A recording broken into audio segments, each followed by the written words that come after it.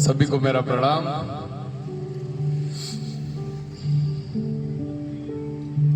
कि जो लोग डरते हैं जिंदगी में उनके फैसले दूसरे लोग लेते हैं। एक छोटी सी कहानी है एक व्यक्ति की, जिसने एक व्यापारी की, जिसने एक बहुत अच्छी अगरबत्ती की दुकान खोली। काफी अच्छी दुकान सजाई उसने और काफी व्यवहारिक व्यक्ति था, बहुत भोला भाला व्यक्ति था। इस कारण उसकी दुकान कुछ ही दिनों में अच्छी चलने लग गई। काफी अच्छी बिक्री उसकी दुकान पे होने लग गई और उसका एक अच्छा काउंटर चलने लग गया।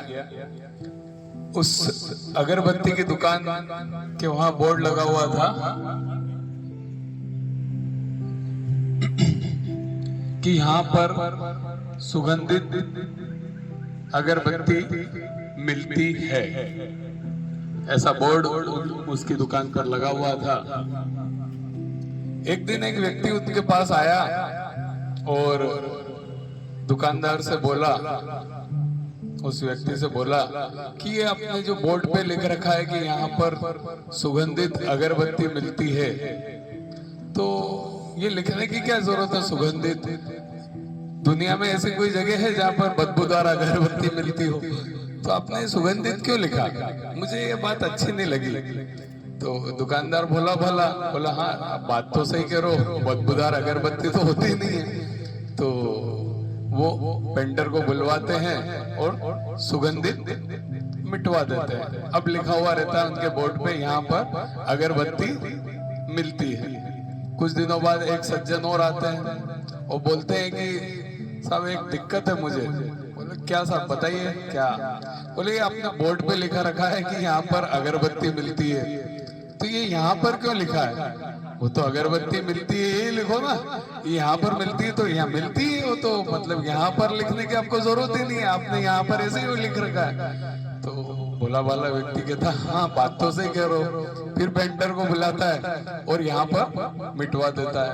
अब लिखा हुआ रहता है उसकी दुकान पे अगरबत्ती मिलती है। तो फिर थोड़े दिन में एक सज्जन आते हैं और बोलते हैं कि आपने ये क्या लिख रखा, अगरबत्ती मिलती है? मिलती है क्या?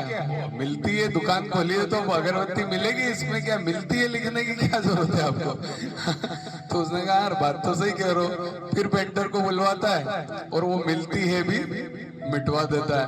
अब सिर्फ लिखा रह जाता है अगरबत्ती। फिर थोड़े दिन में एक सज्जन आते हैं, बोलते ये क्यों लिखा रखा? अगरबत्ती की दुकान है तो अगरबत्ती मिलेगी, कोई मोमबत्ती थोड़ी मिलेगी, ये अगरबत्ती क्यों लिखा रखा आपने? यार आप भी बात सही कह रहे हो। वो भी मिटवा देता है और इस तरह उसका बोर्ड हो जाता है प्लेन। ठीक है साहब, अच्छी खासी दुकान जो चल रही होती है, धीरे धीरे दुकान मंदी पड़ने लगती है, ग्राहक बहुत कम हो जाते हैं। ये परेशान हो जाता है कि यार इतनी अच्छी मेरी दुकान चलती थी, मेरे ग्राहक कम क्यों हो गए? वो अपने एक दोस्त को बुलाता है वापस से सलाह लेने के लिए, आगे की नई सलाह। तो दोस्त आता है, पूरा मुआयना करता, दुकान का बाहर देखता तो आलीशान बोर्ड लगा हुआ और ब्लैंक। बोले यार ये तुमने बोर्ड लगा रखा और बोर्ड पे कुछ लिख नहीं रखा, इस पे लिखाओ। कितने पागल आदमी हो तुम, इस पे कुछ लिखाना चाहिए तुमको, इस पे लिखाओ यहाँ पर सुगंधित अगरबत्ती मिलती है। उसका माथा ठनका, बोले यार यही तो लिखा हुआ था, सबने मिटवा दिया। तो इस छोटी सी कहानी से हमें यही शिक्षा मिलती है, यही सार है कि अगर हम सब लोगों से राय लेते चलेंगे और अपना दिमाग नहीं लगाएंगे तो अपना बंटा ढार हो जाएगा। तो कहते हैं ना, सुनो सबकी करो मन की। सिर्फ राय लेने से ही कुछ नहीं होगा, आपको अपना दिमाग भी इस्तेमाल करना पड़ेगा। अगर आप अपनी जिंदगी के फैसले खुद नहीं लेंगे तो इस तरह लोगों से डरते डरते आप कुछ भी काम कर पाएंगे। तो जिंदगी के फैसले खुद लेना सीखें, दूसरों की राय, केवल दूसरों की राय पे न चलें। यही इस कहानी का सार है। सभी को धन्यवाद बहुत बहुत।